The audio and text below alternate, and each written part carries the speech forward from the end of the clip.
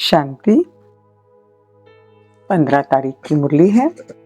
ज्ञान के सागर, आनंद के सागर शिव परमात्मा कहते हैं, मीठे बच्चे, तुम्हें लौकिक अलौकिक परिवार से तोड़ निभाना है, लेकिन किसी में भी मोह नहीं रखना। मोह जीत बनना। क्या कहते बाबा? लौकिक और अलौकिक। लौकिक मतलब जो हमारा परिवार है, और अलौकिक परिवार मतलब हमारा ब्राह्मण परिवार है। उससे सिर्फ तोड़ निभाना है। ऐसे नहीं कि किसी देहदारी में हमारा मोह हो जाए या उसके बिना हमको चले नहीं।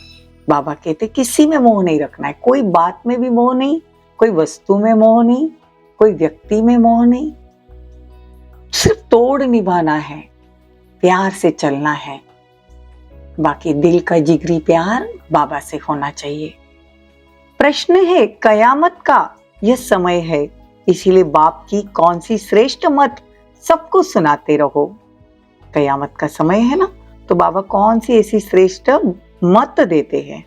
देखो, बाबा भी मत देते हैं। बाबा कभी कोई जबरदस्ती नहीं करते, हर बात में मत देते हैं अपनी। तो बाबा कहते सबको सुनाते रहो।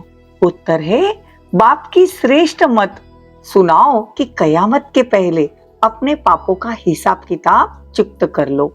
अपना भविष्य श्रेष्ठ बनाने के लिए बाप पर पूरा पूरा बलिहार जाओ। कयामत के पहले ज्ञान और योग से मुक्ति, जीवन मुक्ति का वर्षा ले लो। सारा पुरुषार्थ अभी ही करना है। बाप पर सब कुछ बलिहार करेंगे तो 21 जन्मों के लिए मिल जाएगा। बाप का बनकर हर कदम पर डायरेक्शन लेते रहो। क्या कहते बाबा? कि बाबा की मत है कि विनाश से पहले मुक्ति और जीवन मुक्ति। मुक्ति मतलब परम धाम में जाने का रास्ता। हिसाब किताब चुक्त करे बिना तो कोई नहीं जा सकता। योग बल से वो भी चुक्त करो, और जीवन मुक्ति मतलब सतयुग में भी आओ, सतयुग की भी प्रॉपर्टी लो। तो ये पुरुषार्थ, ये मेहनत अब भी करनी है। पुरुषार्थ मतलब परिवर्तन करना है। हमारे में देवताओं जैसे गुण लाने हैं। सब कुछ बाबा पर निचार करना है। 21 जन्मों के लिए फिर मिल जाएगा। तो बाबा कहते अगर कोई बात नहीं समझ में आती तो डायरेक्शन पर चलो, बाबा से राय ले लो। ओम शांति। बाप बैठ बच्चों को समझाते हैं, अभी तुमको 3 बाप से तोड़ निभाना है। कौन से 3 बाप? एक शरीर का लौकिक, एक अलौकिक ब्रह्मा बाबा, और एक पारलौकिक परमात्मा। संगम पर ये 3 बाप होते हैं। भक्ति मार्ग में तो देखो 2 होते हैं। एक लौकिक शरीर का पिता जो जिसने जन्म दिया, और दूसरा पारलौकिक जिसको सारी दुनिया याद करती है। और सतयुग में तो सिर्फ एक बाप होता है जिससे हमको तोड़ निभाना है। हिसाब तो सब बुद्धि में बैठा है ना। जिसका बनना होता है उससे तोड़ भी तो निभाना होता है। यहाँ बेहद के बाप को चिट्ठी लिखते हैं, शिव बाबा केयर ऑफ ब्रह्मा। इन बातों को सिवाय तुम्हारे और कोई नहीं समझते। जब ब्रह्मा बाबा को, शिव बाबा को चिट्ठी लिखते माउंट आबू के लिए, तो भी देखो लिखते हैं शिव बाबा केयर ऑफ ब्रह्मा। तो यहाँ कोई नया आदमी आकर बैठे और बाबा कहे तुमको 3 बाप है तो समझ न सके। एक लौकिक बाप, दूसरा संगम योगी अलौकिक बाप, और तीसरा पारलौकिक बाप। तो बाबा कहते हैं सतयुग में तो सब सदगति में होंगे, सबकी उन्नति होगी ना, सब उच्च पद वाले होंगे। वहां सुख ही सुख होगा। रावण राज्य में दुख ही दुख। देखो द्वापर में जब वाम मार्ग शुरू हुआ तो देवताएं गिरने लगे, वाम मार्ग में जाने लगे। सोने की द्वारिका पानी के नीचे चली गई। ये चक्र फिरता है। कहने का भावार्थ कोई सोने की द्वारिका नहीं जो पानी के नीचे जाएगी, लेकिन जैसे सतयुग और त्रेता ये जो चक्र फिरता है, तो द्वापर और कलयुग ऊपर आ जाता है तो वो नीचे चला जाता है। अभी देखो सतयुग नीचे है, कलयुग ऊपर है। जैसे ही चक्र घूमेगा तो सतयुग ऊपर आ जाएगा। तो बाबा कहते नहीं, ऊपर आ जाएगी तो पुरानी नीचे चली जाएगी, फिर सतयुग नीचे आ जाएगा तो कलयुग ऊपर आ जाएगा। यह चक्र फिरना ही है। यह नॉलेज बहुत सहज है। 5000 साल की बात है। बच्चों की बुद्धि में ये सारा नॉलेज है, सिर्फ योग में मेहनत करनी पड़ती है। बाबा की याद में बैठो और तुरंत संकल्पों से बुद्धि खिसक जाती है, तो इसमें मेहनत है। कोई जास्ती याद करते हैं तो बाबा कहते कोई थोड़ा याद करते हैं। अभी बाबा हमको क्या बना रहे हैं? शूद्र से ब्राह्मण बना रहे हैं। बाबा ने हमको एडॉप्ट किया है, एडॉप्ट कर कर ये ज्ञान देते हैं, वर्षा देते हैं। तुम जानते हो एडॉप्ट उनको करेंगे जिनको कल्प पहले किया था। जो पार्ट कल्प पहले चलता है वही एक्ट रिपीट होती है, वही एक्ट हूबहू रिपीट होनी है। बाबा कहते हैं उसमें कोई भी परिवर्तन नहीं आ सकता।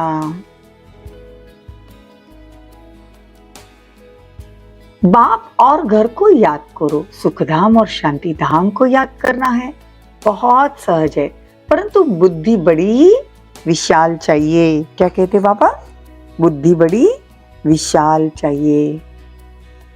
ताकत मिलने से, देखो बाबा कहते हैं बुद्धि को ताकत मिलनी चाहिए।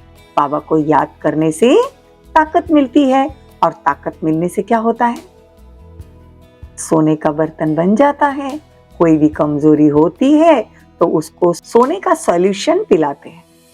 देखो शरीर में भी पहले कोई कमजोरी होती है तो बाबा कहते हैं उनको सोने का सॉल्यूशन पिलाते हैं, सोने का पानी भी बनाते हैं।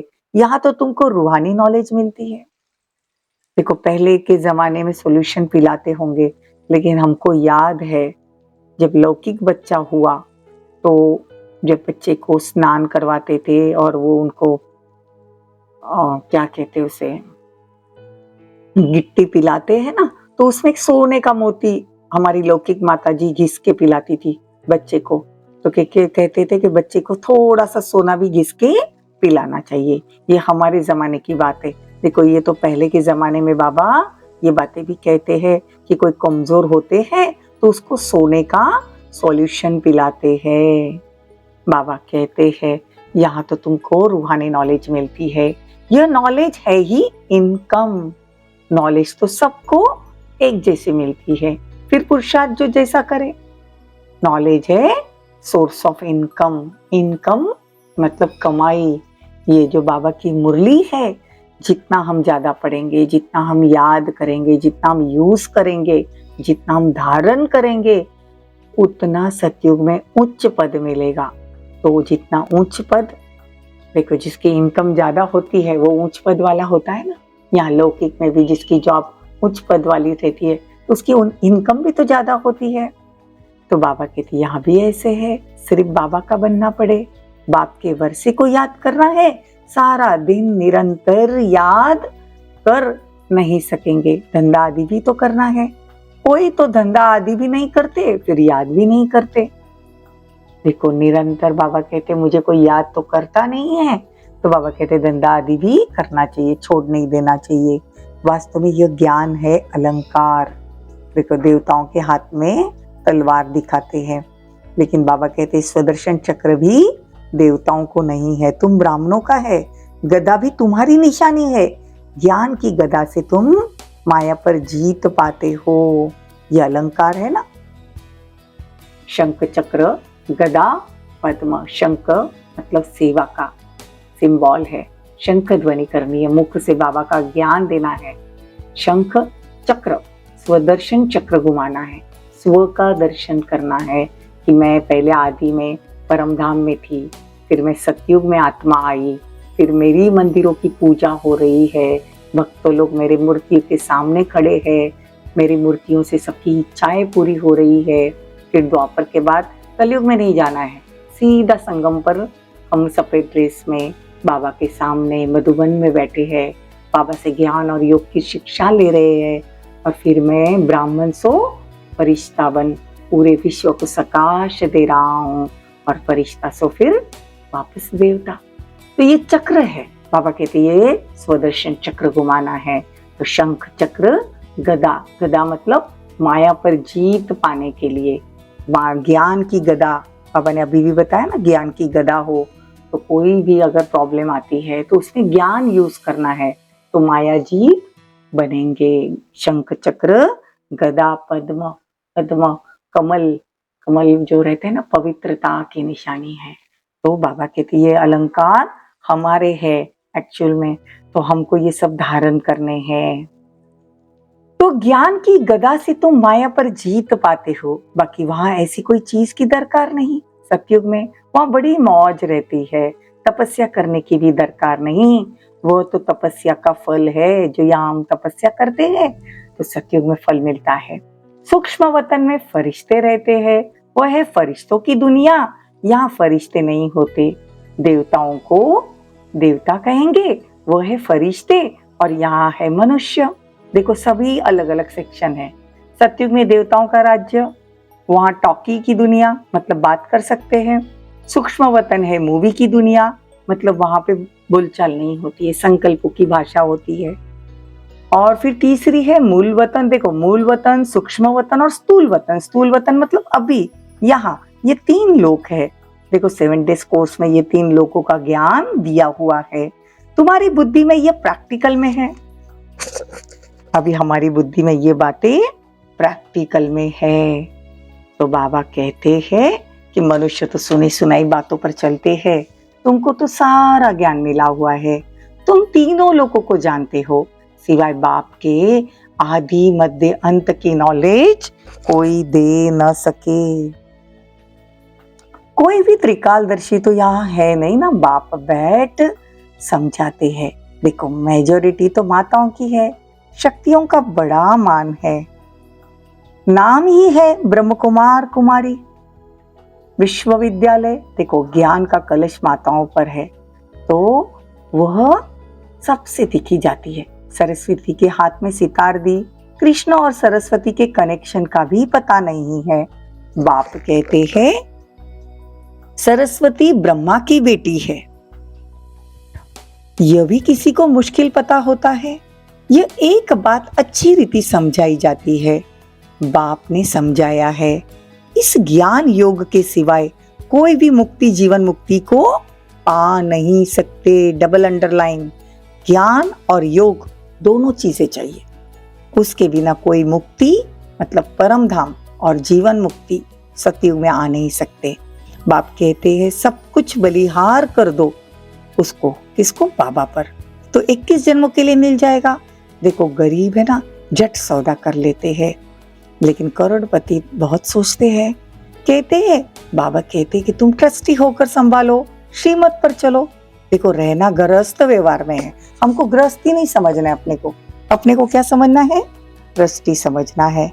तो ट्रस्टी होकर संभालो, बाबा को पूछते रहो, श्रीमत पर चलो कि बाबा अभी मैं ये बात में ये धन कैसे यूज करूं। हर बात में हम बाबा से राय ले सकते हैं। बाबा भी जीते जी बैठा है ना, कहते बाबा का बन डायरेक्शन लो, यह करूं व न करूं, बाबा राय देंगे, भले यह करो। हर एक की अवस्था पर नवादार है, कोई विल भी कर लेता है, मोह भी बहुतों में है ना, जो अपने पांव पर होगा उनको भी देंगे। बाप के पास कोई चालाक भी है, बच्चों को बांटकर बाकी अपने लिए रख लेते हैं।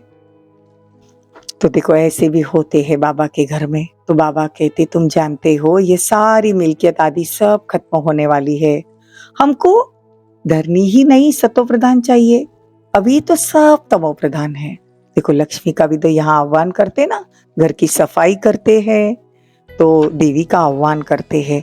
बाबा कहते हैं कि देवताएं इस धरती पर पैर नहीं रखती। यह सब है डिटेल की बातें। बाप कहते हैं अब तुमको धारणा करनी है, अगर धारणा नहीं होती तो कोई हर्जा नहीं, तुमको सिर्फ बाप को याद करना है। ये तो सहज है ना? बाबा पूछते ये तो सहज है ना, तुम बाप को कैसे भूल सकते हो? जिस बाप से तुमको स्वर्ग का वर्षा मिलता है, जबरदस्त आमदनी है, फिर भी माया बुद्धि का योग हटा देती है। साजन जो श्रृंगार कराए महारानी बनाते हैं, ऐसे साजन को भूल जाते हैं। ये सारी दुनिया कैसे चलती है तुम आदि से अंत तक जानते हो। ड्रामा के पट्टे पर मजबूत रहना है, जो कुछ होता है ड्रामा, नाराज होने की कोई बात नहीं। फिर बाप आया है, राज्य भाग्य देने हम ब्रह्म कुमार कुमारियां पढ़ रहे हैं, दादी से वर्षा ले रहे हैं। तुमको भी लेना हो तो ले लो, यह है तुम्हारा निमंत्रण, फिर बहुत आएंगे, वृद्धि होती जाएगी। शिव जयंती पर भी अच्छा ही आवाज होगा। अच्छा, देखो आज बाबा कल भी शिव जयंती पर समझा रहे थे, आज भी शिव जयंती पर समझाते हैं। मीठे मीठे सिकी लदे बच्चों प्रति माता पिता बाप दादा का याद प्यार और गुड मॉर्निंग। रूहानी बाप की रूहानी बच्चों को नमस्ते। हम रूहानी बच्चों की रूहानी माता पिता बाप दादा को याद प्यार गुड मॉर्निंग नमस्ते थैंक यू बहुत बहुत शुक्रिया। धारणा के लिए मुख्य सार, ड्रामा के पट्टे पर मजबूत रहना है, किसी भी बात में नाराज नहीं होना, सदा राजी रहना है। एक दो को सावधान कर उन्नति को पाना है, धंधा आदि करते भी बाप की याद में रहने का पुरुषार्थ करना है। वरदान, सुख स्वरूप बन, सबको सुख देने वाले, मास्टर सुखदाता भव। संगम युगी ब्राह्मण अर्थात दुख का नाम निशान नहीं। देखो आज बाबा वरदान भी कितना सुंदर दे रहे, सुख स्वरूप बनना है तो सबको सुख देंगे ना, तो मास्टर सुखदाता बन जाएंगे, क्योंकि सुखदाता के बच्चे मास्टर सुखदाता हो। जो मास्टर सुखदाता सुख स्वरूप है वो स्वयं दुख में कैसे आ सकते हैं। बुद्धि से दुखधाम का किनारा कर लो, वे स्वयं तो सुख स्वरूप रहते ही है, लेकिन औरों को भी सदा सुख देते हैं। जैसे बाप हर आत्मा को सदा सुख देते हैं, ऐसे जो बाप का कार्य वो बच्चों का कार्य। देखो कोई दुख दे रहा है तो भी आप दुख नहीं दे सकते। आपका स्लोगन है, ना दुख दो ना दुख लो।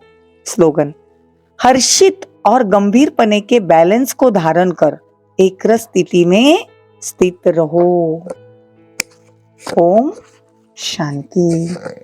ओम शांति।